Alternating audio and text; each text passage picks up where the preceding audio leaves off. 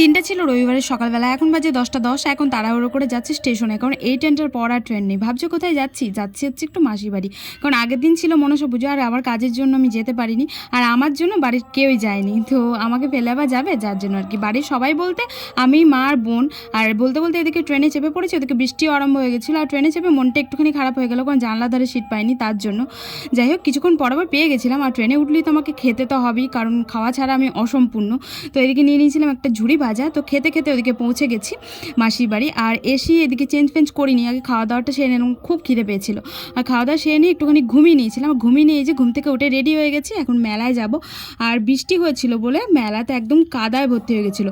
যাই হোক, আমি গাউনটা পরে প্রচণ্ড আনকমফোর্টেবল ফিল করছিলাম, কারণ ওই গাউন ধরবো না আমি হাতে, আমি ওড়না ধরবো না আমি ফোন ধরবো, সেটাই বুঝতে পারছিলাম না। যার কি মেলা থেকে বেরিয়ে আসলাম।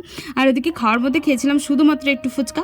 আর মেয়েদের কানের দেখা মানে ওখানে তো বাস একদম স্টপ। আর সত্যিই তাই, আমি সব এনার্জি ওখানেই দিয়ে দিয়েছি। কানেরগুলো দেখে এত ভালো লাগে, সব কানের প্রায় অলমোস্ট একটা একটা করে আমি ট্রায়াল করেছিলাম, বাট এইটা আমার খুব পছন্দ হয়েছিল, তো এটা নিয়ে নিয়েছিলাম। আর ফাইনালি কেনাকাটা করার পর চলে এসেছিলাম ফুচকার দোকানে। আর ফুচকার দোকানে এসে তো অনেক ভিড় ছিল, তাই একটুখানি ওয়েট করার পর ফুচকা টুচকা খেয়ে চলে এলাম বাড়ি। আর আইসক্রিম নিয়ে টাটা।